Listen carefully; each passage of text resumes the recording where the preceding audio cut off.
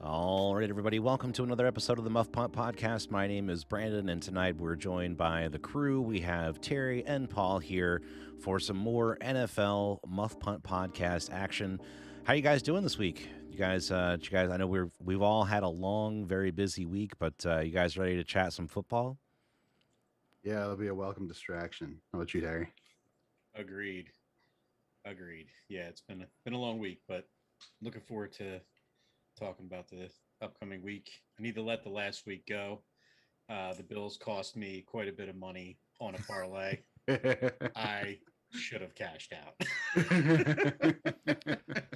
I know that was a pretty big surprise for Mongoose, who's one of our listeners who shows up frequently in the chats because he is a Bills fan. And we had talked earlier in the week about how he was pretty much ready to watch the Bills roll over the Titans. And man, when I'll admit I did not see the game live. I was taking a nap, but when I got up and I saw the score, I was like, "Holy crap, what happened?" And it sounded like Derrick Henry had himself a game. He had one real big rush, and then like everything else was just kind of mediocre. But can we start giving him some MVP love? Like, dude has, I think, 15 touchdowns on the season as a running back. There's 2/3 of the quarterbacks in the league that don't have 15 touchdowns yet. Like, him and Trevon Diggs, can we give some MVP love? Because obviously it's going to be a quarterback, because the NFL fillets quarterbacks more than anybody. But can we try to find a way to maybe do something, because this is just insane. Like, Derrick Henry.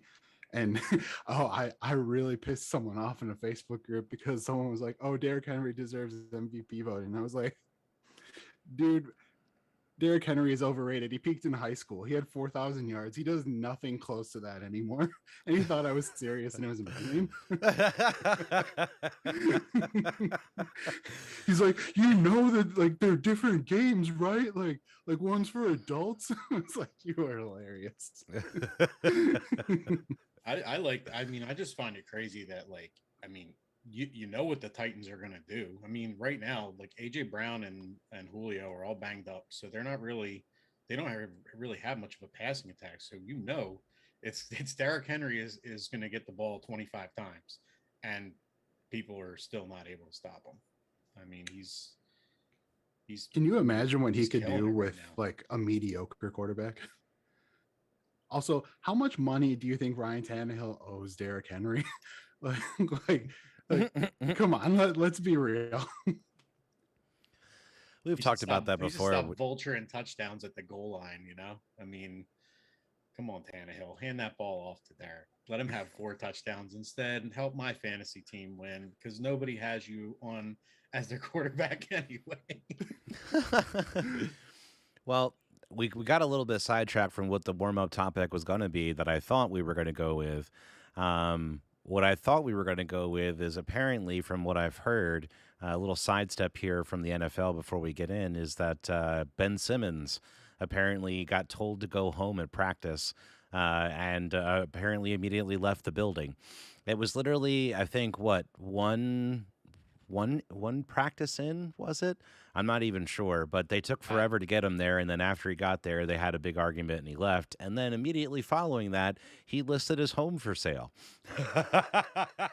That's funny. He also got suspended for their first game.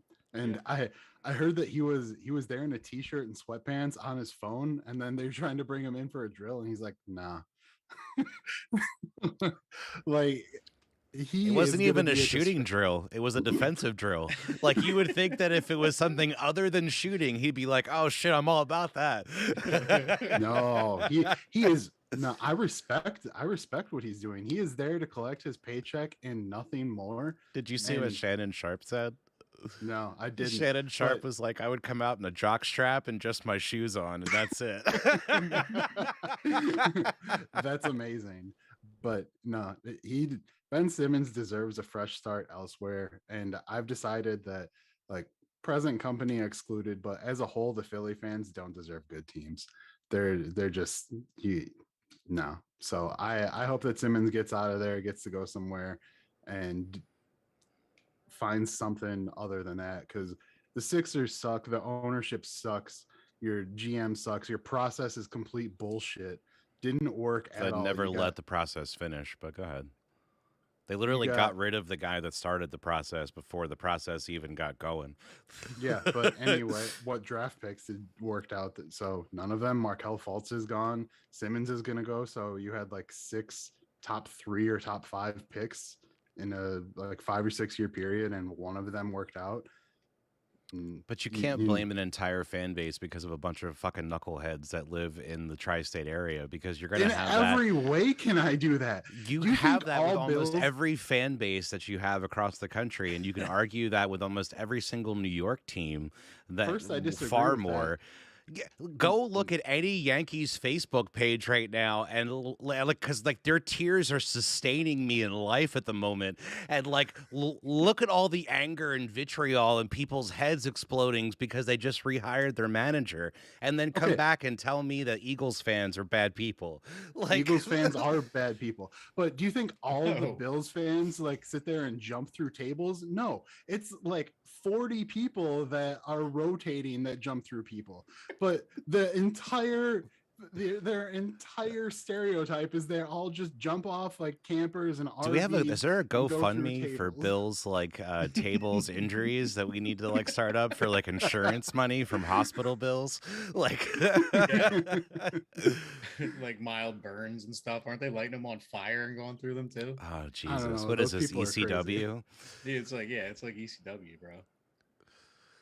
But anyway, I think you could definitely go off and rattle off about a ton of different fan bases and say how crappy they are. I don't think at the end of the day that that's honestly the opinion that I have about it, because I feel like if you look at the Eagles any Philadelphia fan base, those fans want to root for the actual players of the team. And if you have people that you look at like Zach Ertz, who actually handle the situation the right way, everyone in flippin' Philly loves that dude and will always love that guy.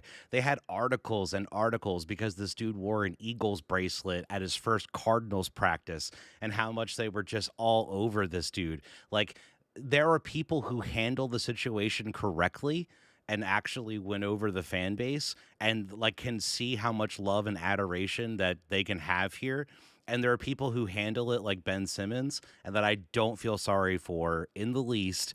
And then if he wants to go get a fresh start somewhere else, fine, then trade him. But if you're going to sit there and sabotage the trade at the same time, then I would, as a Sixers, I just eat that contract and just sit there and let him sit there and let his career wither away. If that's what he wants to do, then fine, dude. If you want to rest up for a couple of years, maybe you can make it up on the back end. Hopefully your body holds up and you don't just party it away. But we'll find out. Like, I don't care. I would get stubborn at this point. What do you mean make it up on the back end? The dude is making what, like 137 or 157? They've already found reasons to suspend him. You're going to tell me they can't find more reasons to continue to suspend him? You're going to tell me that no good lawyer can sit there and fight it and say we're going to find out what they're doing? Yeah, we're gonna find out. we're gonna find out tomorrow, because if he apparently if he misses practice again tomorrow, or if he comes in and does the same bullshit and gets thrown out because he's not engaging, then apparently there's like a bylaw in the bargaining agreement with the players, where the league can step in and they can bring down the suspension, which the league right now is not happy with the way that this whole thing is going, especially the way he's handling it.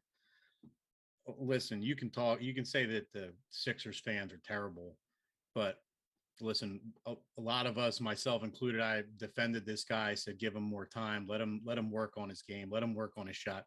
He's clearly not interested in doing that. He's going to do what he wants to do. So, you know what? The Sixers have to do what they have to do to make this get this situation expedited. You know, they're not trying to get cents on the dollar for this guy. I mean, he is still uh other than the shooting aspect of the game and the free throws, he's he's a pretty good player. He might be able to work for someone else's squad that already has shooting talent around. That's a really good point. So outside of scoring points, he's a good player. So what else in his stat line shows up for in the wins and losses? Nothing. They're gonna get pennies on the dollar for this guy because He's still like a top 10 defensive player in the league. Yeah, he's so is first Andre team. Iguodala. That didn't mean he was ever a max player. I don't remember what they got for. Did they let Iggy walk or did they get something for him? I really don't remember. Oh no, I'm The not talking Sixer, about getting anything. I'm only talking about how much like money he was paid. It's on the Sixers are the ones who gave him a max contract.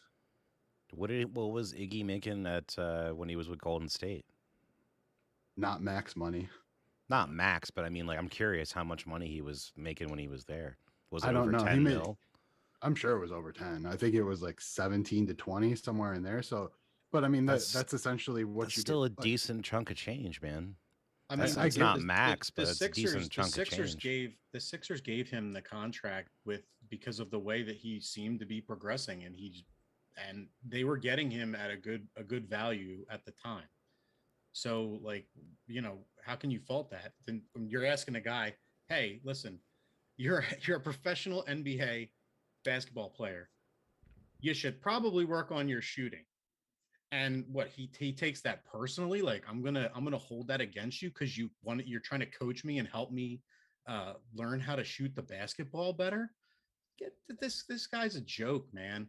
Like, I can't wait till they get rid of him. And frankly, at this point, I don't want to give him away, but he's got to go. I mean, he's got to go as soon as possible. But I don't want getting nothing back for him. I think it's a tough situation, and I would wholeheartedly agree with Paul in that I think the management of all of those sports franchises have been extremely lackluster, especially over the last several years.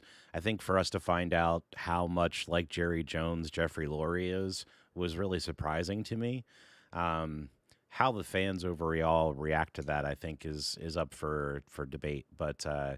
I think especially now you have all these fans that you see with like starting these crazy fights in stadiums across the entire United States. Like it's become like people forget how to behave since COVID happened and we all got locked inside for like a year and a half. Like, I do think that it's a smaller fraction of it, but I don't hear anybody get booed in any other city more than I hear Philly boo their own teams. And maybe I'm not listening to everything, but I hear Philly fans boo Philly teams more than I hear anywhere else. And I've watched Bears games. Like if the Bears might be one of the only franchises run worse than the Eagles. And I'm only saying that because Philly fans are going to boo you if you're not showing like any kind of effort in the game. They're not going to get on you if you're trying and you're just not good enough. You know, they got on Carson. That's because they felt like he wasn't trying. They felt like at the end he was in his own head. Like it. I mean, come on, man. Like I will you don't think wholeheartedly. Carson Wentz was trying? So here's the deal. I wholeheartedly agree with how Carson handled the situation up until the end. And at that point, that's where I got lost. as far as having any kind of like feeling bad for him. I felt like he got a real raw deal with the organization and with the fan base for a couple of years because especially when he carried the team of absolute garbage to the playoffs, he got very little credit for that. So Right, but how long are you expected to sit there and take all the abuse before you just say fuck this and I want out of here? that's fine. But then the way that he's handled the situation since Yeah. leaving, he's just, it seems to me like even when you have players in the other locker room saying the same shit about him that we've said before, this dude is not interested in being a good teammate. He's a great player. This dude is not interested in being a leader of a team. If they can make that work in Indy, which he's playing very well, then that's awesome. But I don't think that he was able to make that work here in a team where they need the team to cohesively gel as a unit to pull off the one only Super Bowl that they ever fucking had.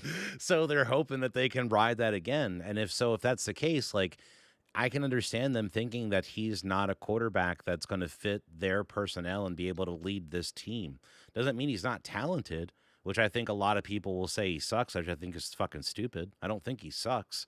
Is he maybe brittle or fragile? Sure. I don't know, but I'd say he probably lacks a little bit of mental toughness too. I think he let the whole Nick Foles situation get in his head and get under his skin. And then when they realized how brittle he was, and they went and drafted Jalen Hurts as like a premier insurance policy for his ass, then he thinks, oh, they're trying to replace me. They're trying to replace me. And then and then when it gets down to it and he gets benched, oh well, I can't deal with this anymore. You got to get me out of town. That's horseshit. Like I'm he 100% on your side on that, Terry. Like you can go back and watch, and I've said the exact same things about Carson Wentz. The only thing that I'm bringing up is there were a couple of years where he played decent and got a lot of hate, not just from Philly fans, but from a lot of people because he. I mean, if you watch the Patriots game, Aguilar had a couple big drops. I was like, oh, I remember seeing that when he was in an Eagles jersey. Like, I just think that yeah, and there's a don't forget lot about of Jalen Mills too, getting burnt several times in that game and giving up yeah the game-winning touchdown. I saw that a lot in Eagles jerseys as well. yeah no, yeah I totally 100% get it. And Terry, and Brandon, I'm on your side that I think that Carson Wentz is weak-minded, does not deserve to be a starting quarterback unless he can sit out there and show it. I'm just saying I think he got a raw deal from the fans while he was playing better than this. He I don't think he made his teammates better around him, but he was playing pretty decent for those couple of years where he was still getting injured. And I don't think he got the credit that he thought he deserved. So I'm just saying that I think some fans took what he did for granted when he didn't have a lot of talent around him. Nah, I I wonder think it. though, I think. like I think what it was is that we would have never gotten to the Super Bowl. We would have never had a chance to win the Super Bowl if he didn't ball out that year. Of course, he got hurt, and then the whole Foles thing happened. But then after that, he just seemed like he took everything just. He just wasn't the same. He wasn't the same guy, and we were as fans we're like all right, we got to give him some time to heal up and get himself healthy again. And then we saw how good he could be when he carried a team to the playoffs that had no talent at all in the roster. So I agree. But then when you realize that you have, like, oh well, there might be another guy here, like, you're having a rough stretch and you get benched, like, and you completely check out, that's it. Like, I, go I, go the, go you're, have go to Indianapolis and do your thing there, because people aren't gonna be as hard on you there as they are here. And I don't think that it's that we're bad fans. It's that we want to see the best out of the guys that are on the field. Like, and don't, if you're showing us that you're not really putting everything into it and your effort's not there, then you're gonna get booed. So let me throw a little something at you guys, and I'm just curious how you're gonna feel about this because you guys played sports at a higher level than I did. You're wrong, Um, Brandon. I'm just kidding. and when I was in high school, I did a lot of like shows and different performances and stuff. So I can understand like getting booed, and I know what that feels like. But I'm curious as to if you were in that situation, and I've talked about this before on the show, like I seriously wonder how much of a head fuck it would be if you're supposedly going to be the guy that has a chance to be like that savior for that franchise, like a Carson Wentz. You could be like the best quarterback this franchise ever had, and then you start off on fire, and then you have everything that happens the way that it does to where let's say the organization fucks up, and then after that, because of the way that's handled, the fans think you suck. And then are you going to tough your way through that, or are you going to get to a point where you're just like fuck all of you, like I'm just want to be out of here? Like I get that, and I understand that that could get to that point, but like to me, what does that speak to then? Does that speak to the fact that you're not a mentally tough person, or does that speak to a fan base's? Because you have to understand that the fan base is going to be swayed by the media. You can turn on WIP any morning and listen to Angelo until he retires, if he didn't already, spout off about the most random shit every day, getting people fired up about any topic they can find. Like, they're going to sway the audience in one way or the other. Like, I don't know how I would react as a person going through that situation. Would you think you could handle it more like a Carson Wentz? Or I can't think of a comeback story off the top of my head, but I know it's got to be out there of people that have fallen out of the limelight and come back and just really balled out and then won the fan base back. Like I Does it just have to be that fan base or a different one? I'm just trying to because I'm just any trying. fan base, because there's got to be people who have drawn ire from their fan base and then eventually have found a way to win them back. The only one that I can think of off the top of my head who truly lost a fan base and then left but found love and did well after was Chris Carter.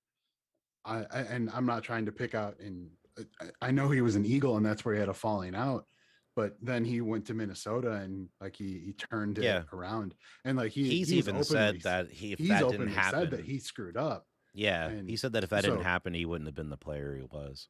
yeah, so I think that you can run into situations like that, but I think the one thing that I no matter the fan base anywhere, everyone always has unrealistic expectations of these people.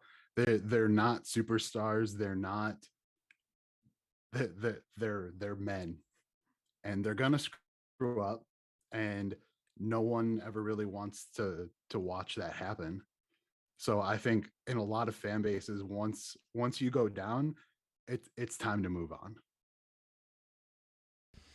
Yeah, I I, still I think to Terry's point, if they see you try here, even if you fail, they'll love you for it. They if love you Can you give show me AI. can you if give you me show examples of if you that? show Yeah, if you show AI. if you show some fight and some heart, like yeah, I mean AI, but I mean obviously he was He super was a talented too. superstar. He was a superstar, He but still never Decay, won it. He a never small took the team all the way. He got to the game and a small lost. guard a small guard came into the league. You know, he wasn't a polished shooter at the time, but he was superior athlete to anybody else at that point in the game. I mean, he was one of the fastest guys out there on the court. But we love the fact that this guy knew his limitations, yet he was willing to go 100 miles an hour to the hole to try and get those points when he had to, and he didn't care if he took some bumps on the way there, and he did it night in and night out, and he got better and better, and that's why he's like a legend in this city. You know, I mean, it's If you want lesser one, maybe Chase Utley would be one. That's a guy who like they only won it the one time, and he still after that was never like a perennial pro or all star, but he still was somebody that brought it all the time that the fans yeah, absolutely loved. I like think that's the such a way they rare approach the mentality game. though. Yeah, but that's I mean, you should want to be a perfectionist at your craft. You should want to be that 100%. put You're right. everything into it. I'm not saying you're Like wrong. that's I'm why just I like saying the Carson Wentz and the Ben Simmons situation, it's like they're cut from the same cloth, man. It really is. Like they had some success, but then there's something that set them back, and then they were not ready to, face the adversity. And in Carson's situation, he's a talented guy, but he just didn't, he didn't feel like he had to compete for the job because he was playing so poorly at the end of the season. He said, I should be the starter.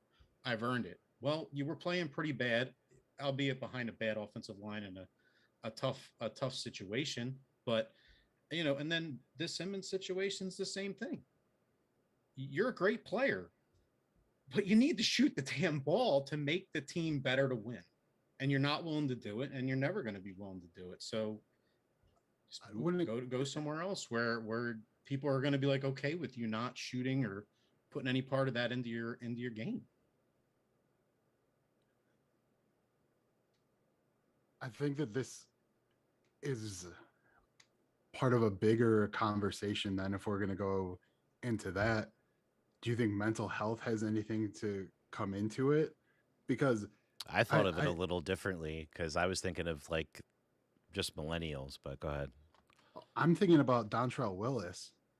Like you remember Dontrell Willis for the Marlins? He had like 3 or 4 amazing seasons, and then he got the yips, and then he started seeing sports psychologists, and he was never the same.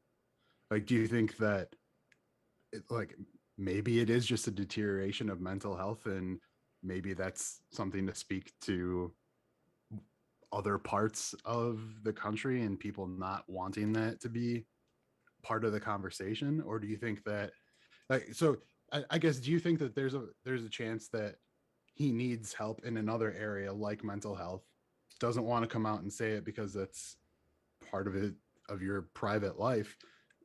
Or do you think that he's just like, nah, fuck this, I'm out? He dated a Jenner. I mean, there's probably something not right up there, but I don't. I don't know. I mean, I could say. I mean, you could say that that's a possibility. I mean, you could also say that it's this sense of entitlement that some of these guys have. They get to the top level, and it's like I'm the quarterback. I'm the quarterback of the team now. I'm the point guard. I'm an all star. I'm this.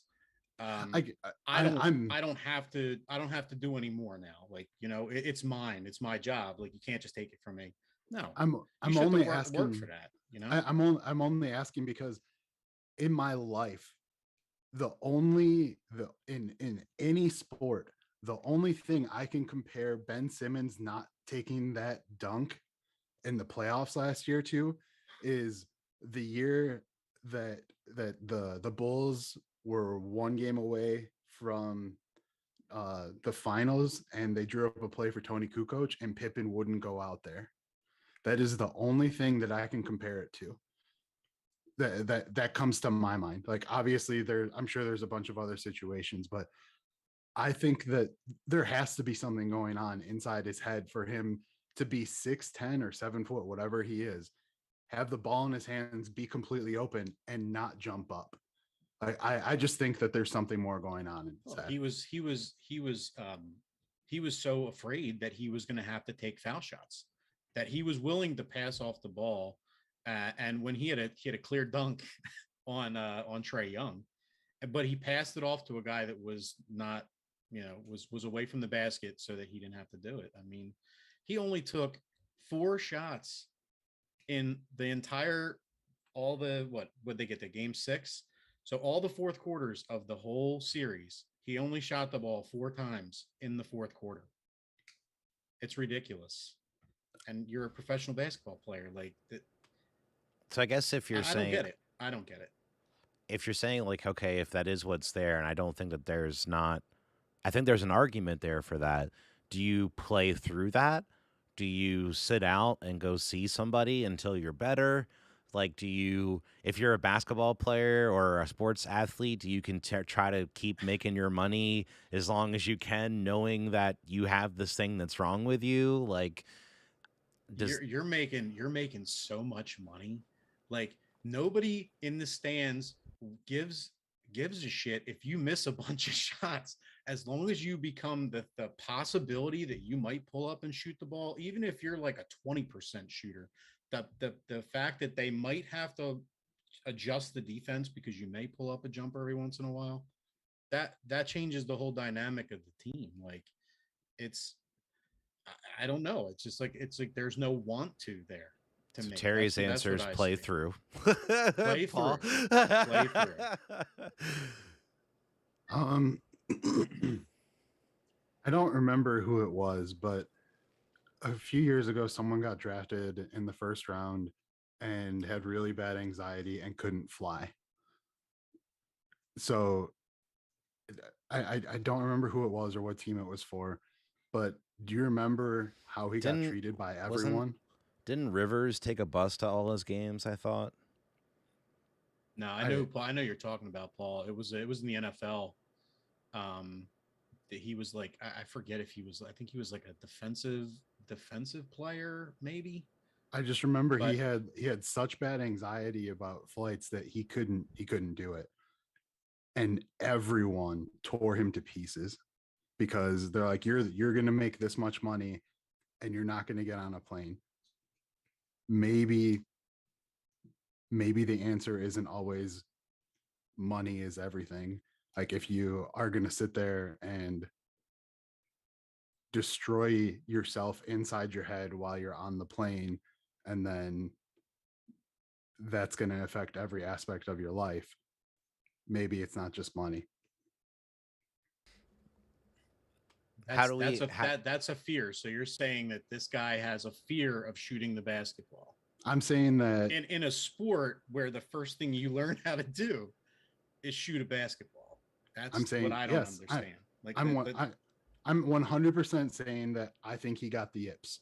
And I mean, that's something that Terry, you can't say that someone has the yips on the team, but then if the team isn't helping you get through the yips, and let's face it, no matter what the real story is in the background, no matter what management ownership did to try to help or not help, whether they set up coaches to try to help him shoot, whether they gave him a sports psychologist or not, if you're in a situation like that, say in Philadelphia, and you're not getting the help that you need, then it is time to move on.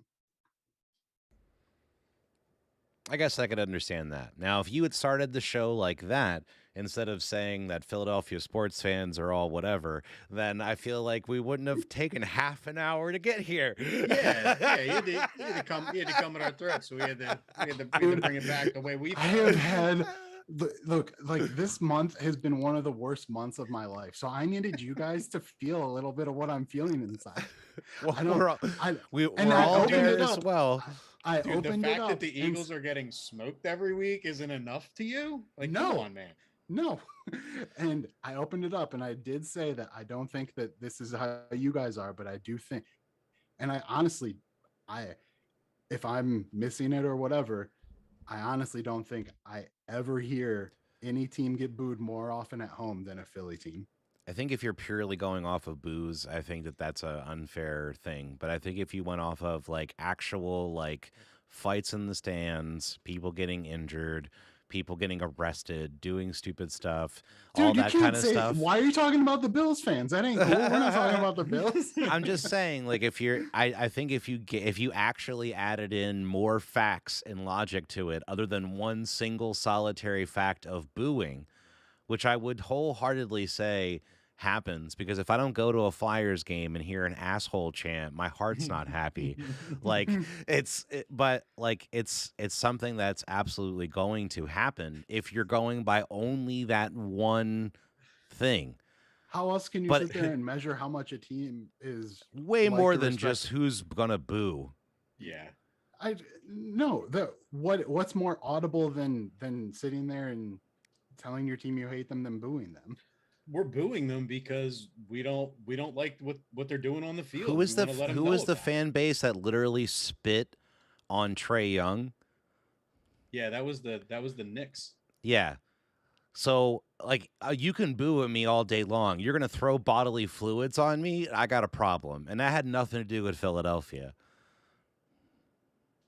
I didn't say that it did. No, I no, didn't I'm say just that you saying guys I'm said. giving Well, you an example of what like vile But shit that other fan bases do that has right, but nothing to do with booing that to that was me is towards a far more visitor. egregious. I agree, but that was toward a visitor. I don't care. My point is, you It's do it to your own team. That's all that I'm saying. I understand, but oh I'm giving God, you an here we go again. example It's of it. gonna all come back to the snowballs at Santa again, I Paul. didn't Well, yeah, say shit Stop. about Santa. I I'm didn't just say shit about Santa. it's Oh, it fine. all escalated from that one day. No, We can that's not what I said. literally go on to the next because I don't want to beat a dead horse. We can go on Yeah, to the we next could. point. But I'm just trying to say like it's about variances in extremes. Like you can't go in and say, okay, me physically booing you is makes me the worst fan base when there's other fan bases out there that literally spit on people. I Or just the Knicks you. fan That is base a completely different argument. who are the Knicks fan base who have been like historically racist toward or Celtics rather fan base who's been historically racist towards a lot of their players. So like I don't like you it's apples and oranges, but it's I think you could sit there and have that argument all day long. I It's like how do you equate who's a worse fan base? You know what I'm saying? I said towards your own team. That was the whole thing I was saying was about it's towards your own team. Okay, the Celtics So example is towards your own team. Because Kimba if Walker they're has said playing several bad, times and other people that they've been called racist things by their own fans. That is a much deeper and worse thing, and I think that has a lot more to do with That's other my things point, that are going. though. If we're going to go down the road of who's a bigger dirtbag, you're going to uncover some very uncomfortable conversations along the way. So it's cool, man. Like I think that's a good place to cap it. Unless you want to say one final thought there, Terry. You're good. no, All right. I'll let it go. We'll move on. I think that's a good way to cap that off. All right.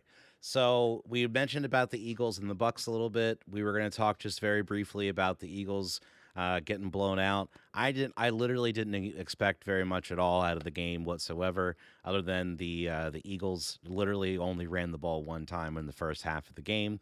So I was going to let Terry say his thoughts, and then we're going to get to Paul about the Packers and the I'm still owning the Bears.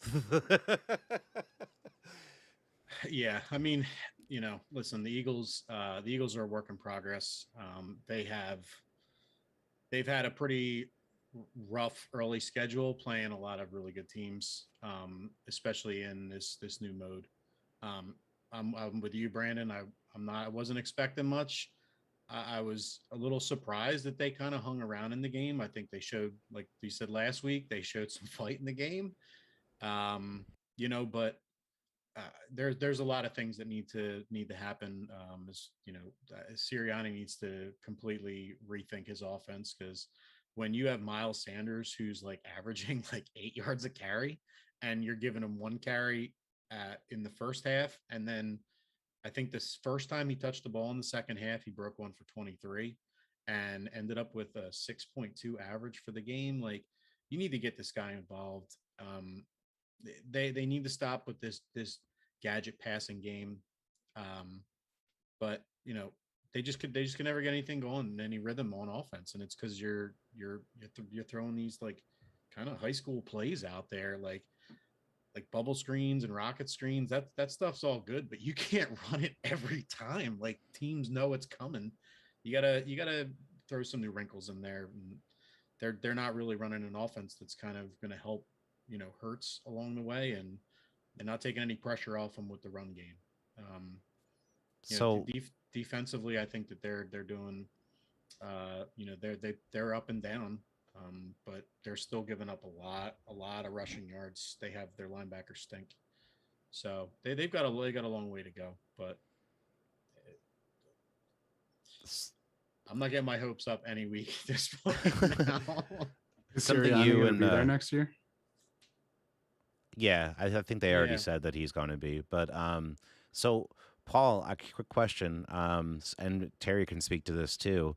I mean, Sirianni had said that basically the reason why Miles Sanders doesn't get as many runs is because they're in the RPO and they just end up being passes way more often than they end up being runs. So therefore, that's why and everything ends up getting so skewed to one direction. So do you guys think that that's a legitimate answer to that question, or do you think that he's just throwing some BS out there for the to appease the fans? I think he's throwing something out there to appease the fans because if you're saying that it's all RPO, then you're blaming Jalen Hurts on that. And I think that after being coached by Nick Saban for a few years and then going to Lincoln Riley before getting into the NFL, I think that Jalen Hurts is smarter than to know he can throw the ball all the time. I mean, he doesn't have the same wide receivers that he had in Alabama for the most part. And I just I would have to think that I mean if you're doing an RPO and passing every time, then you're reading it wrong. So if that's what it is, then either you need to coach up Jalen on when to do it, or something. But I don't think that that's correct, and I don't think Sirianni should be back next year. I would the only other thing I wanted to bring up is I was watching the Cowboys game and I forget who was broadcasting it, if it was Jonathan Vilma or someone, but the color commentator said, "Oh well, Kellen Moore for sure is getting a head coaching job. Like if he doesn't get a job for this next go around, then something's going on." Anybody remember Eric Bieniemy? I think Kellen Moore is fantastic. I'd rather have Eric Bieniemy. And I think either one of them would be better than what you have now. I 1,000% agree, but I also think that I think it's gotten to the point with him that he's only going to do it if he feels like it's the right fit for him at the same time, because I think he had offers that he turned down the last time around, but I could be wrong. I'd have to look at that. I just I, my point on the thing is the RPO game, like you can incorporate that as part of the offense, but also have set running plays, which they did in the opener against the Falcons. They had like nice balance with the way that the play calling was out there. I mean, maybe they scripted out a lot of the game. You know, maybe he had like a 20 play script that he ran to get him kind of in a rhythm. But like they've gotten so far away from everything that they did in that first game where they had like nice balance in the passing game. They had a little RPO running action. They had some play action that they were handing the ball off. I just think he needs to, he may have to give up play calling duties if this doesn't change pretty soon. I could see them bringing in another offensive coordinator for next year, somebody to actually call the plays, and then Sirianni could just kind of oversee things. But do you, do you think should maybe be another argument for why we should have went with Deuce? Because I bet you Deuce would have ran the fucking ball. I, But I mean, he definitely would have, and especially when you have an offensive line that's kind of injured again. Um, running the ball's a little easier for an offensive lineman when you can get out there and just start pushing people than having to play finesse and figure out where the quarterback's at and pass pro and pass sets. I don't know. I think you give them a little more aggressiveness off the ball. You kind of set a tone with the run game, and they're definitely not doing that at all. Do So you think the offensive line is good enough to do that? what, to run the ball? To get the swagger from it? Because I mean, you've got to have like I mean, obviously you have to have yeah, the. You think that? yeah. I think you have Mailata. Lane Johnson is back. He's back at right tackle. So you have, and then you have Kelsey in the at center. You have two replacements at both of the guard positions, but one's Dickerson, who's the highly touted guy, and then um, the other guy, that Jack Driscoll, he's played okay. I mean, he's kind of getting thrown in there, so he's not getting able to, get in any rhythm of the position. And they're shuffling the lineup so much. I mean, it's hard, but yeah, I think if you let those guys get some, get establish a running game so that they can get it going. I mean, Sanders is dynamic enough that he could break off a huge run at any time. So all it takes is one big play, And then it's like, oh, Well, they're why giving did we him do that this? 1 carry a half. Come on. Yeah, right. Yeah. Well, they're giving him 2 chances, and he's a threat on every play. Yeah. One of the Eagles beat writers got asked on the radio, "Hey, is something going on with Miles Sanders?" And they were like, "The word I would use to describe Miles Sanders is he's fresh." Like he's ready to go. Like there's nothing wrong with him. So speaking of fresh, man, so we had our picks last week. Paul was the only one to pick against the Packers, and the Pack came back and actually won the game. Aaron Rodgers had a few comments that actually ended up, I think he had a few choice words for the people that were upset about his comments, which honestly I don't mind at all. It's part of the reason why I like sports. But Aaron took it in with his own 2 feet there to win the game. Gave himself the championship belt right off to the side of the end zone. And from what I heard, he said, what was it? My whole career, I've fucking owned you. Like something along those lines. He said, I still fucking own you. Yeah. I still own you. And then he ran around screaming, I still own you. And, So tell me about it, Paul. I mean, you guys know just how much I love Aaron Rodgers right now, but anybody who can do that, and like he's 22-5 against the Bears in his career. Like if anybody has earned that statement, it's Aaron Rodgers. Did that reignite your love for him, Paul? No. Nope. Come on. No. No. All right.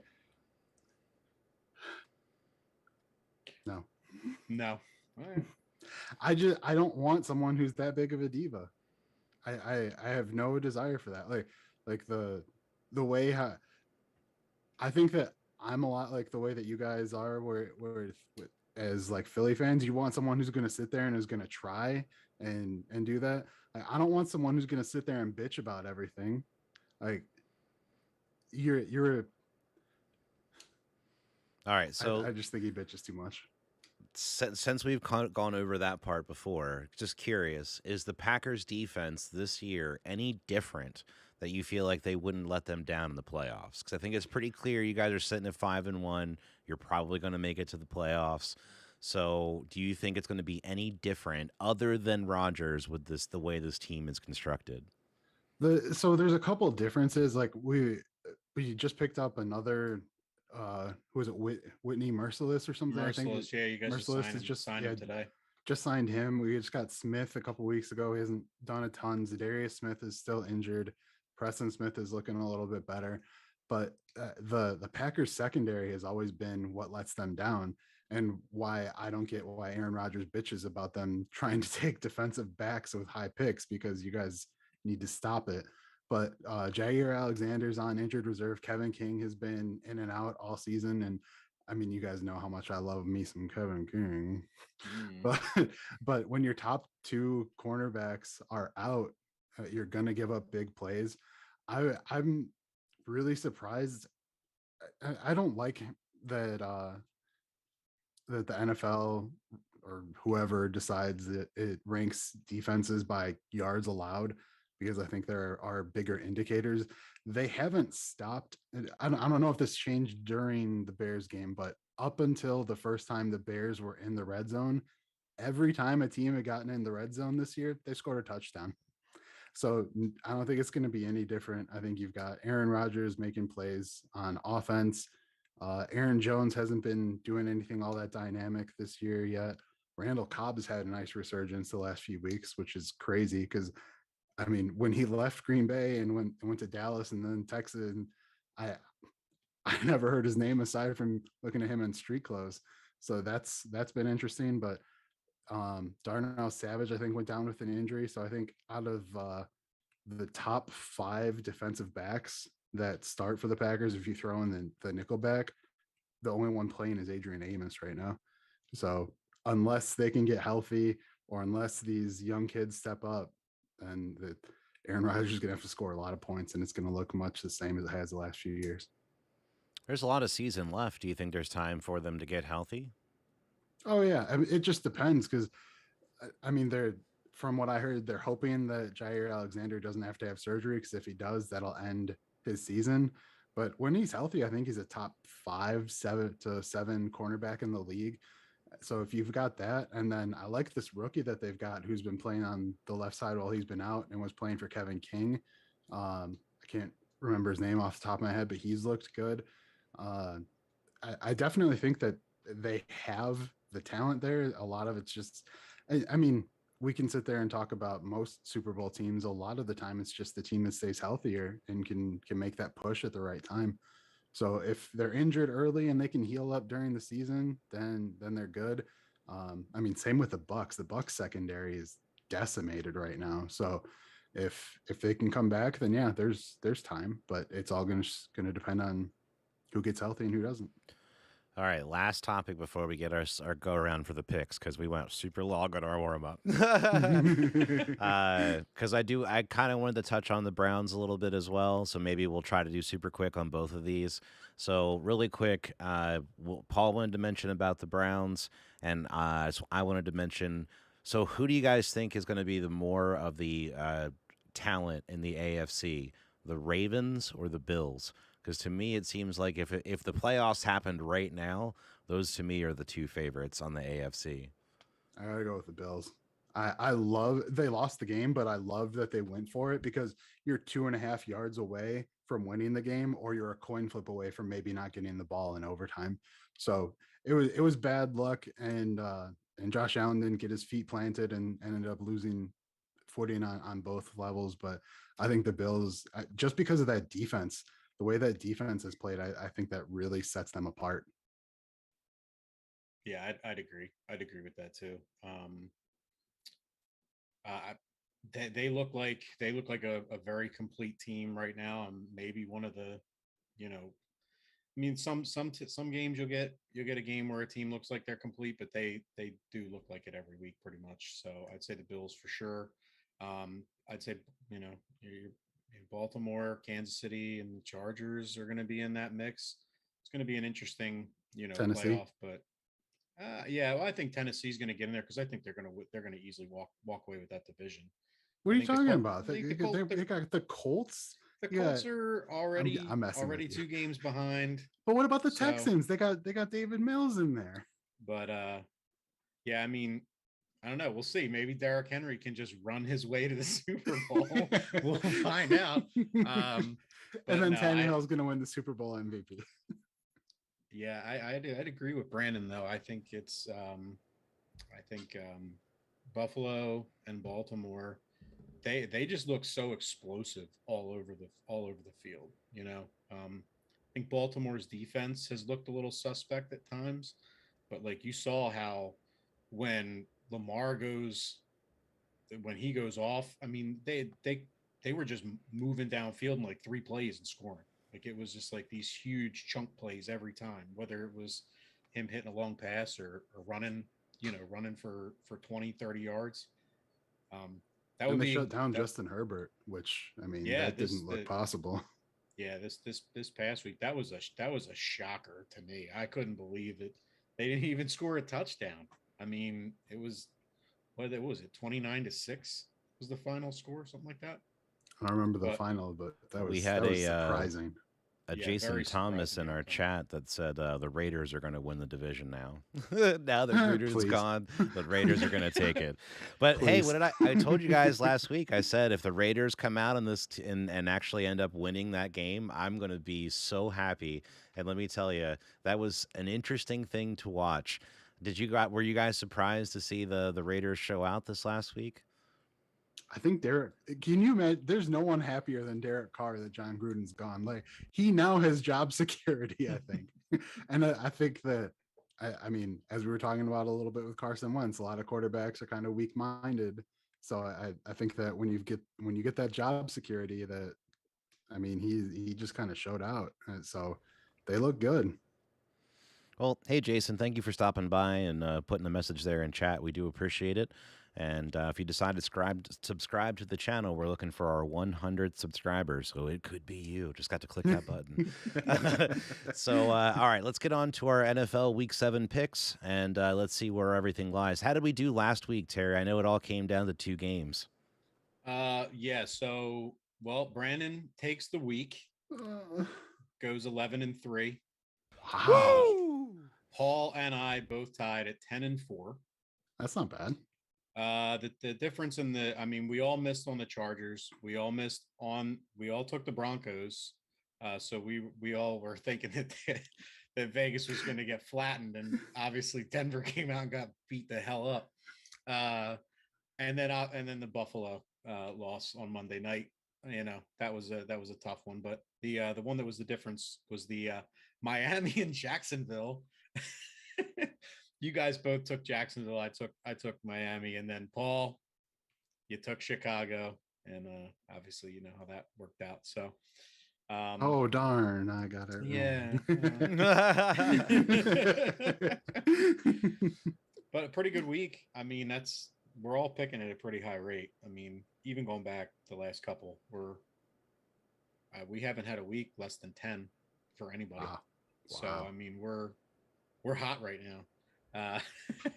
We'll see how it goes this week. This week's got some interesting ones. I think we might have some where we're not all on the same page. So we'll start with Thursday night's game. We got Denver at Cleveland without Cleveland's offense. Also, most of their team is out. Well, here's your chance to talk about that a little bit, Paul, as well. Yeah, somehow the Browns are still a 2-point favorite. But yeah, this one's tough. I feel like that Cleveland's shown that they're fight. They got a lot of fight and they stay in games, but I don't know about not having your quarterback, your two running backs, two of your starting receivers, most of your offensive line. I'm taking Denver. You got no respect for Case Keenum, who I didn't know was still in the league. But so I really want to pick the Browns because I think that Case Keenum can show out, because when he had that great season in Minnesota, Kevin Stefanski was his position coach there, but he had a lot of weapons in Minnesota that Kirk Cousins has done nothing with. So I really want to pick the Browns because I've always liked Case Keenum, going back to his college days when he played at Houston, set a bunch of records out there. But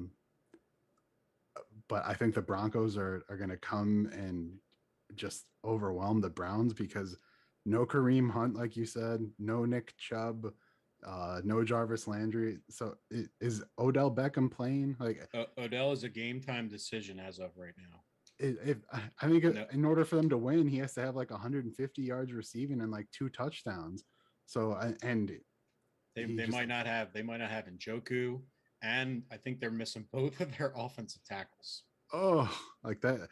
I mean, that's brutal. That Broncos defense isn't what it used to be, but I mean, Von Miller could have himself a game and shut down the Browns by himself. So he might have 6 sacks. I got to take the Broncos. I'm with you on that one.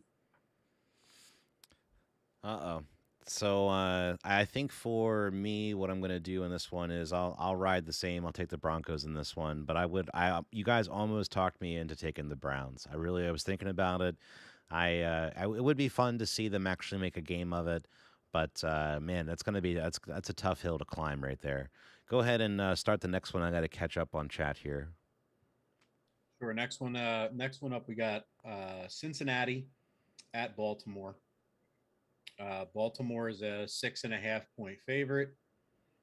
I like what I see from Joe Burrow. I mean, I think the guy's a fighter, and he's, they're putting up some points. I think their defense is a little banged up, but unfortunately, after seeing, the output by Baltimore on Monday Night Football a couple of weeks ago, and then seeing how they just absolutely shut down the Chargers, I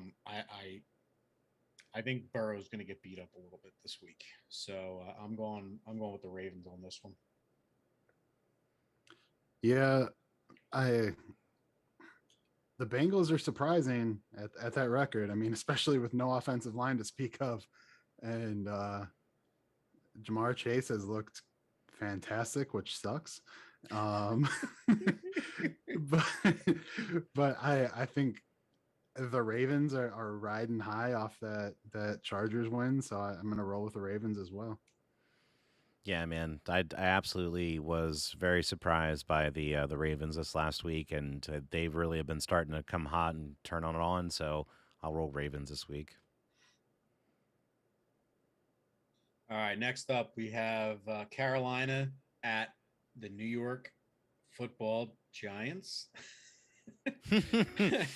Yeah, yeah. This I'm pretty sure that McCaffrey's coming back this week, He's on so IR. he is on IR. They put him on Oh, IR last week, so he's out for at okay. least 3 games. Oh, I shouldn't have Well, told you that, and then I should have let you well, pick. it doesn't matter because I think that I think that you know that Chuba Hubbard looks like he's a pretty good player. I mean, he's had I think he missed a 100-yard game last week by a couple of yards. I think he had like 93. And then I think he had over 100 against the Eagles. So, but I think I could have 100 yards rushing against the Eagles the way that they've been their linebackers tackle. But um, If we did a Buff Punt podcast tandem running back situation, we maybe could put 100 yards on the Eagles defense right now. by committee, yeah, Yeah, by committee. um, the Giants are a dumpster fire. I can't pick them. I'm gonna go with Carolina. Too many injuries for the Giants right now. I think that Sam Darnold will be just fine. Like you said, Hubbard's looking good, so roll with the Panthers too. Roll with the Panthers as well. Do you guys think that Daniel Jones lost his starting job this last week? To who? That's kind of my point. I saw a lot of Giants fans because I go through a lot of the different Facebook groups for sports, and a lot of the Giants fans were inquiring who's going to be the next one up for the Giants because they feel like they're done with Daniel Jones. So Spencer Rattler. maybe they just let it roll and they'll try to see if they can get a high draft pick out of it and see what they can do with the draft. But yeah, definitely picking Carolina in this one. I think Sam Howell from UNC is looking pretty good. I think he's going to end up being the top quarterback taken. But remember when Spencer Rattler was looking like he was slated in for that before the season started? It'd be great if the Giants took him with like a top 5 pick. Like, that'd be fantastic. Transfer portal right to New York. Can't start for any of these college teams. Going right to the Giants. Let's go. All right, so we were all in Carolina there. Okay, we got Washington at Green Bay. Green Bay heavy favorite right now, 7.5 points. I see this. Washington's defense is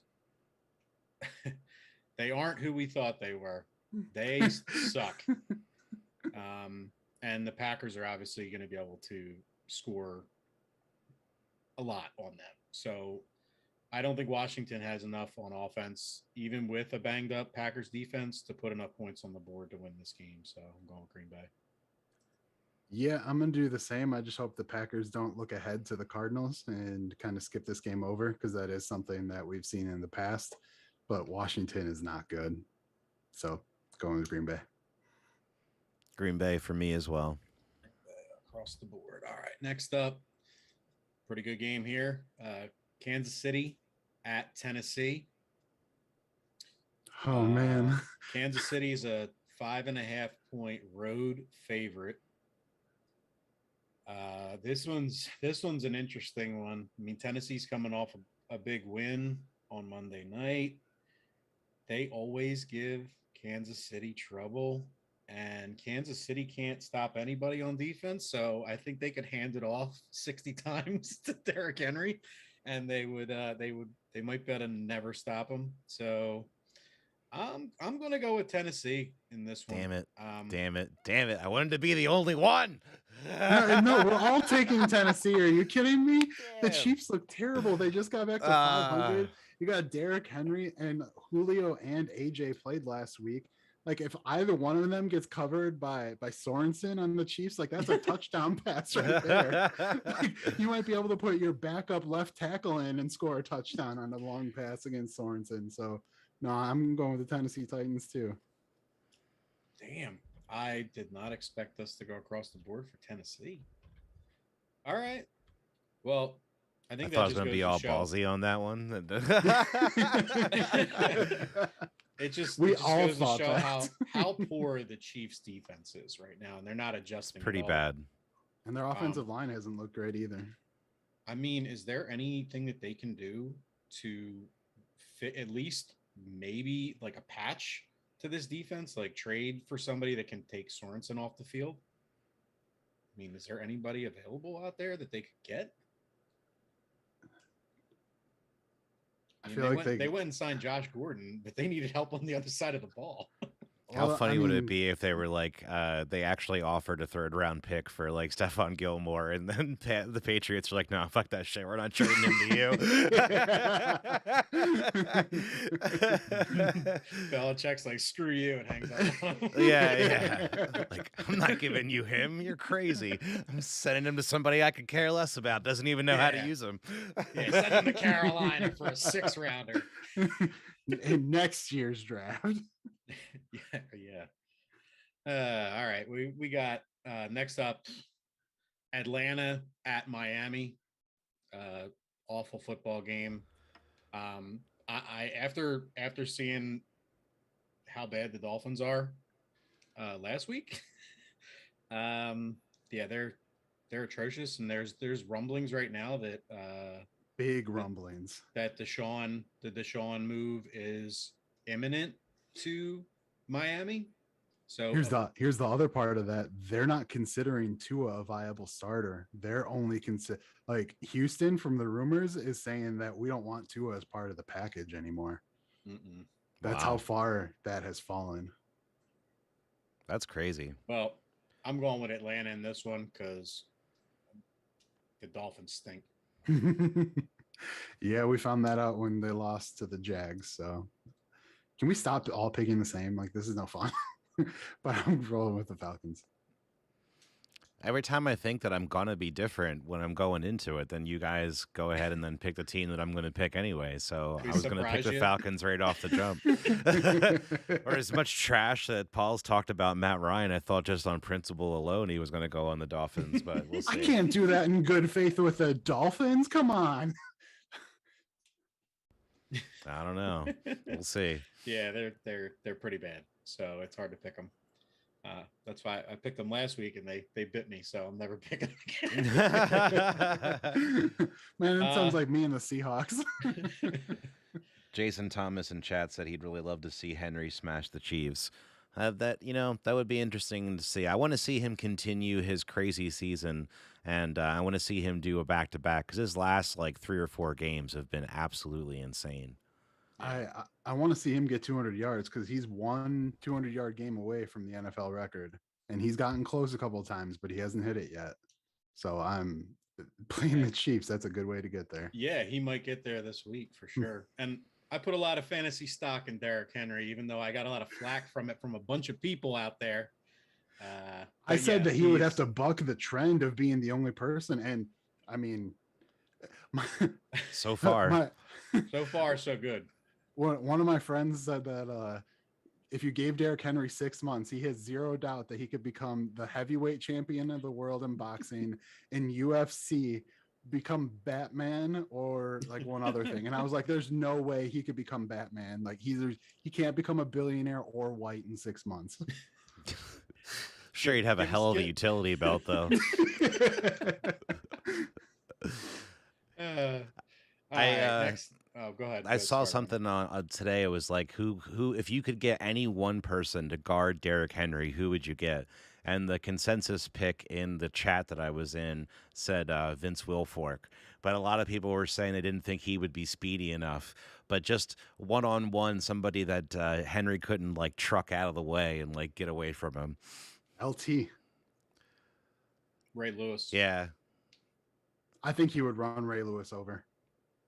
Well, and I don't think Ray Lewis has, well, maybe early in his career had the wheels to maybe keep up with him, but yeah, I mean, it'd have to be a pretty beastly linebacker type.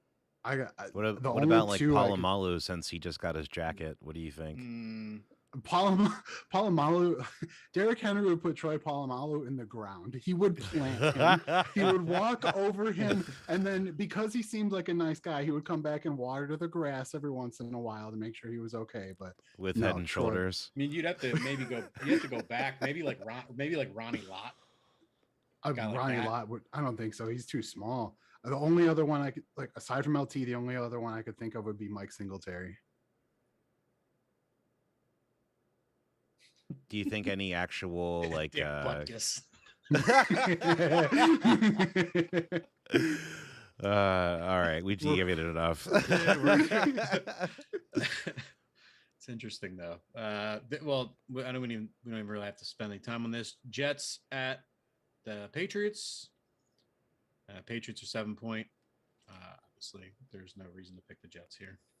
But Benny and the Jets.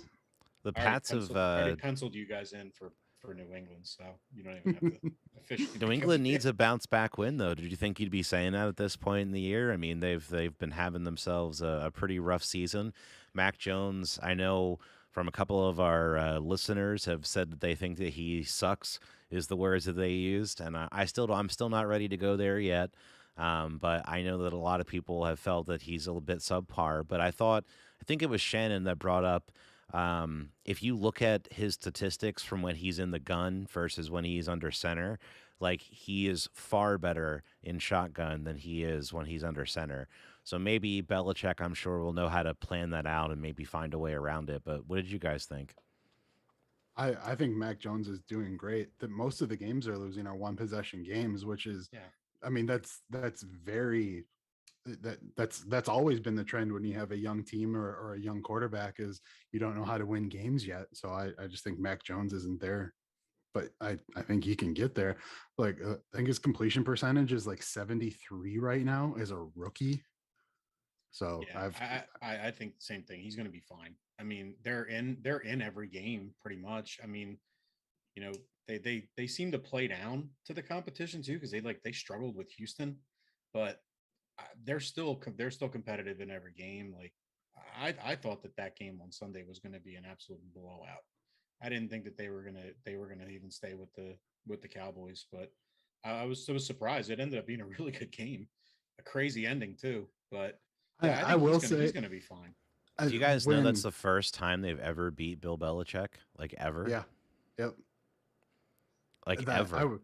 I will say when CeeDee Lamb caught that ball at the end, and then whoever it was, the DB that like ran and pushed him over. If I was that DB, I would have dove at his knee. Like if you're gonna sit there and hot dog on the way into the end zone while you're still in play, I'm diving at your knee, and I don't care what the fuck happens. Well, that's why he taunted the shit out of him after he scored. I totally get that, but if you're that kind of player where you're going to sit there and then slow down, hot dog into the end zone and like complain about getting hit, I'm going to hit you harder. I'm going to hit you right in the nice legal zone because we can't hit players up high, so we got to go low. So I'm going to take you out for the season. I think that maybe he knew that was like the first time that Cowboys had probably beaten him, so I'm sure they were just putting a little extra oomph on it.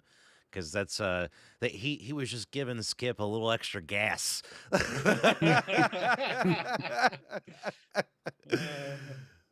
Skip. Oh, dude, when next time that we put something together where we actually do a pre-recorded show again, I have some great Shannon clips for the end. They're gonna be fantastic. There's been some great ones this year.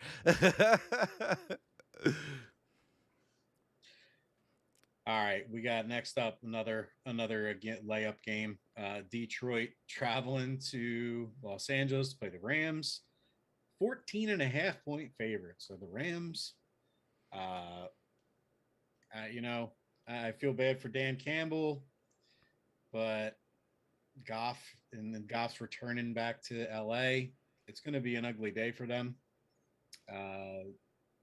Obviously, I'm taking the Rams. I think they cover. And I think they might even go higher than what the spread is. Yeah, I don't know. Dan Campbell called out Goff, so I'm thinking Goff's going to come back. He's going to be pissed, and he's going to lead him to a win.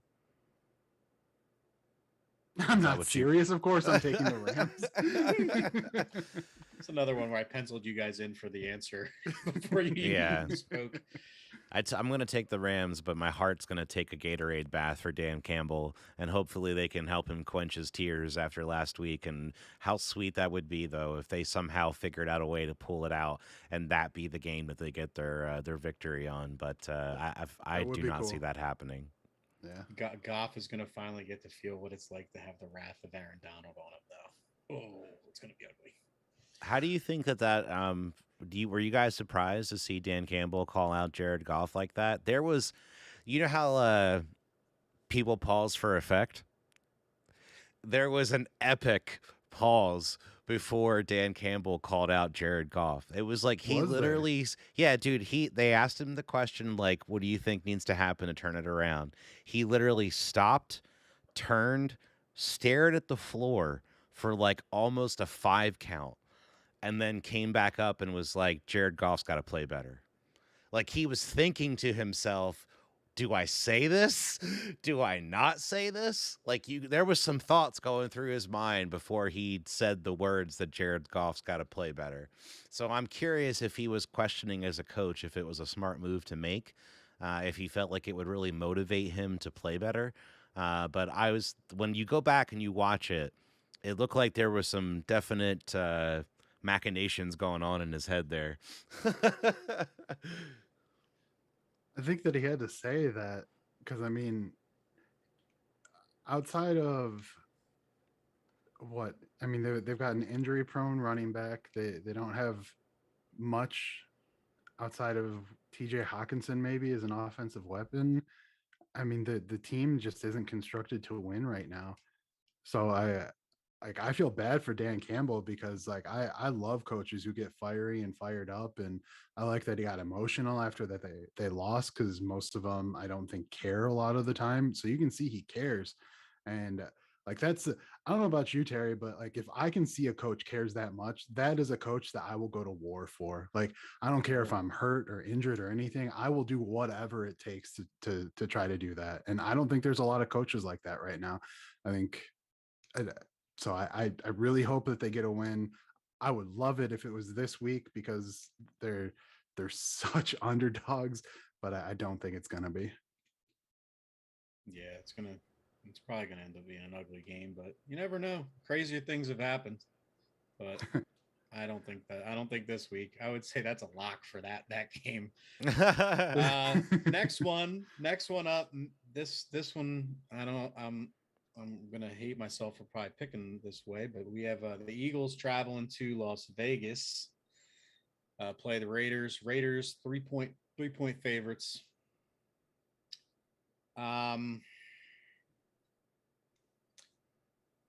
This one's a tough one. I feel like I don't know what we're gonna see from the Eagles from week to week. I know we're gonna not see them run the football. I think if they ran the football, it might give them a chance. And then defensively, I feel like they could maybe stay with Vegas for a while, but I think Vegas does have a little bit better weapons on offense. But I'm gonna take the Eagles. I'm going to take the Eagles for an upset. Oh, we got to get one different pick. I know you slow guys are playing not us. taking them. Slow playing us. Yeah, I know it's probably going to work out. Not in my favor, but we'll see. We'll see what they got. The Raiders showed me a lot last week. A lot that I didn't know was there. I mean, you had Carl Nassib take a day away from the team after all the stuff came out about Gruden. Because I mean, as far as I know, he's the only openly gay person in the league right now. So like, I can understand like that's got to be tough to sit there and like, yeah, he said the thing about DeMaurice Smith, but he said a lot of things about gay people. So I was real happy that they were able to do that, and he came back and played well. So they showed me a lot. I think the Eagles are too inconsistent. So if you've got the same Raiders team that shows up last week, I don't think the Eagles have a chance right now. I think that Carl Nassib is going to be in the backfield with Jalen Hurts about as often as Miles Sanders gets the ball. So I will take the Raiders in this one as well, unfortunately. I think if, again, the same team shows up, but I think Jason had a good point in chat that the Eagles' schedule has been pretty impossible in the front part of the schedule. It's been a really tough schedule. It is going to lighten up a lot after this week, to my understanding. So you might see the Eagles, just by virtue of the fact that their competition is not going to be as good, maybe look a little bit better in the coming weeks. But I don't know if this week's going to be the week to turn it around. I don't either. I'm taking them, but they've been at least fighting to stay in games, and as bad as Hurts played last week, they hung around toward the end of the game. I mean, they had a backdoor cover on the game on the spread, but they could. It depends. It depends on what team we're going to see. I don't know. So I'll go with the long shot on this one. See what happens. Next one up, we got Chicago at Tampa Bay. Tampa's a 12-point favorite in this one. Yeah, I don't really need to go into any detail on this one. Bucks. I got the Bucks on this. I think we're all taking Bucks, right? Yeah. It's a no-brainer. Moving on. We're all in. Moving on. All right. Same for this one. Houston at Arizona, 17.5. Last time we saw a 17.5 point spread was the Bills playing Houston, and they won by 40. So Arizona, 3 times. Yeah, 3 times. All right, now let's get. So they're going to go 6-0, is it? They're 6-0 now. Yeah, so they're going to go 7. And last week they didn't have Cliff Kingsbury. He tested positive, so he wasn't there for the game. So yeah, and they didn't have Chandler Jones either. Dude, JJ Watt stepped up. He had, just like you said, you were like, I think JJ could have one game. He did, dude. He had a game. He did. Yeah, he did. Shades of his old self. Love me some of those Watts. Yeah, well, his brother was a wrecking ball on Sunday night, but he needs to be to keep Pittsburgh in games. All right, next one up, Sunday Night Football, Indy at San Fran. San Fran's a 4.5 point favorite. I feel like San Fran's been they've had a pretty rough schedule. They've played some pretty tough games, and they played tough in those games. They've hung in there, but they just haven't they haven't gotten any W's in a while. Same thing with Indianapolis. I mean, they looked like they were cruising to beat the Ravens into the fourth quarter of that game, and then the wheels fell off. They got a win last week to right the ship, but I kind of like San Fran in this one. I know their defense is kind of banged up, but I don't know. I wanted to pick Indianapolis, but I don't know. I just felt like San Fran at home, inconsistent Indianapolis team, and San Francisco's played everybody tough so far this year. I'm going to go with the Niners. I'm going to take the Colts. Jonathan Taylor's been on fire recently. Carson Wentz has looked pretty solid. He had a couple of really good passes this past weekend. He's heating up at the right time. You got the 49ers who have essentially a college sophomore playing quarterback because Jimmy G's still injured, I think. So I'm going to take the Colts in this one. Colts.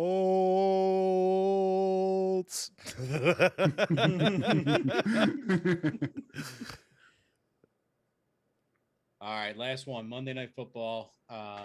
New Orleans. Can we just skip this one? This game sucks. Seattle. I really don't know how this game's going to go because I don't know what New Orleans team is going to show up, and you don't know what Seattle team is going to show up. Yeah, the same. Well, we know that they have Geno Smith now, so we know that it's not like they don't. Yeah, but they made a game of it last week. I was shocked. I thought it was going to be a blowout. They actually kept it interesting. Yeah, they did. Yeah, but the Steelers aren't good. Their defense is decent.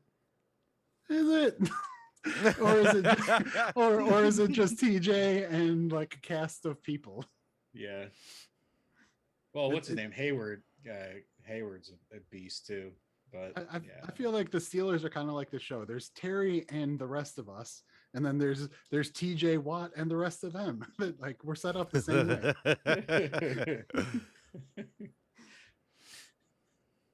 I'm taking New Orleans in this one. I like.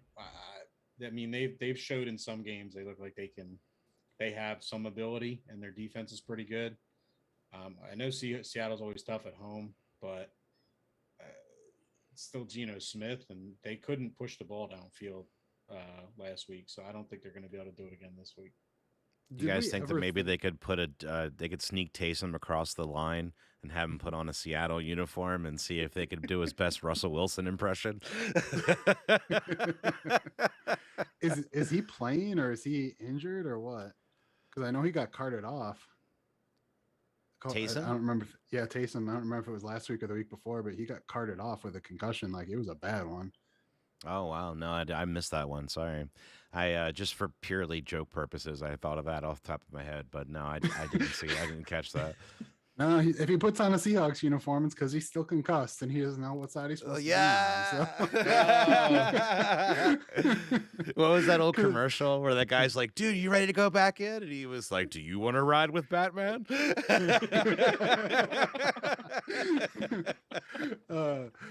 you guys see like back in the day, Not Another Teen Movie? Mm-hmm. Reggie Wright. Coach says it's normal to bleed from the ears. Also, screw you guys for not getting the Varsity Blues reference from the Cowboys. I was so angry that no one picked up on it. But yeah, the Saints. Yeah, man, I was really thinking I was going to try to go the other way on this, but I can't do it in good conscience. So yeah, Saints. All right. Well, we're pretty much in agreement across the whole.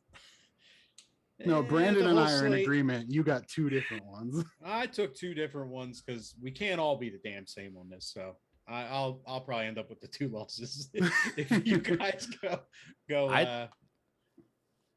into. I legitimately thought I was going to be different this week, and Paul surprised me on a few of his picks. So we'll see what happens. I'm adapting. It's because, I used to be really bad at this, and now I'm bad, but I'm not really bad anymore. I really can't wait till we get to the end of the year and we can average out how we did, because I'm curious to see if we do better than like the actual talking heads on TV. That would be fun. I would put us after since week one. Since week one, we haven't had a week where, like, out of the three of us, we've had at least 10 wins across the board.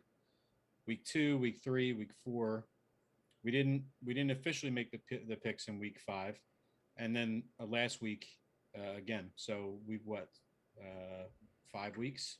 Mm-hmm. And I mean, week 1 is always such just a crapshoot because you got players that haven't really played yet, and everyone's still warming up, and you don't know anything about it. So yeah, and like, I mean, even that week we were 8-8, 8-8, 9-7. So I mean, like we're still 500. Yeah. So yeah, our percentages are way up there. It's too bad we didn't pick last week though, or the week 5 games. Let's go through and pick them real quick.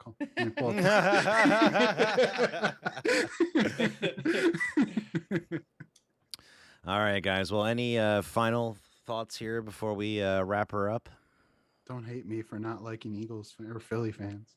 No, dude, you come at us like that, we're gonna spend 30 minutes trying to correct the situation. Yeah, it's okay. You guys are 100% entitled to your incorrect opinions. Like that is totally fine. I love how Paul, in the first half of the I'm about to start booing you on this podcast. You need to give us some better effort here, Paul. That's okay. That's well deserved. That's a fair point. I can't argue that. The same way that you guys can't argue that Philly fans suck. I love how at the first part of the podcast, Paul spent half an hour arguing that everything boiled down to one point, which about people booing, and then later on in the podcast goes, "I hate when people rate defenses by this one specific metric." You literally contradict. You had two contradictory points, and the one in the beginning and one at the end were like the same thing. It was funny. That's completely wrong. Yeah. Okay. Also, sometimes I think you guys discount just how much I like to rile you up once in a while. I knew it was coming. Well, I think that the whole Simmons issue, I think it's bad. It's It's bad on all sides. Like no one looks good from this. Because I don't think that Philly looks good, because I don't think that they helped him get the help that he needs. And I mean, even if we're only talking about shooting, I don't think they brought anybody in to try to help him shoot, because they always said, oh, well, he'll address it in the offseason, not, oh, we're going to do this to force him to address it in the offseason, or we're going to give him these resources. If the team couldn't find him, how are they going to make him fix a shot? They literally said, dude, for the longest time they had $40 million a year and you don't know where they are, that's your problem. That's what private investigators are for. Well, Brett Brown suffered from, the process. They obviously the front office picked a lot of players that probably they shouldn't have, but Brett Brown was adamant about having him shoot the ball. And then he gets fired, and they bring in Doc and Morey, and the front office says to him, you need to start shooting the ball, and he's still not doing it. So like that's just like the thing that just I think rubs the Philly fans the wrong way. Is like, this is your craft, work on it a little bit. You don't have to be perfect. All right, okay, hey, we gotta what we can say this for. You're only saying that he has to shoot when he can rebound, he can assist, and he's one of the best defenders in the league. So there's one thing he doesn't do well. But if he all right, one word answers the entire offense. One word answer is Doc Rivers a good coach? Yes. Yeah. Good, all not right. Great. Love you guys. Thanks for tuning in. Hope you guys have a fantastic rest of your week. We'll be back again next week for another episode of the Muff Punt Podcast. Take it easy. Oh, we're so close to 100 subscribers. You out there listening, hit the button, subscribe, click the little bell, let you know when we drop a new episode. It'll make me happy if nothing else. So come on, folks.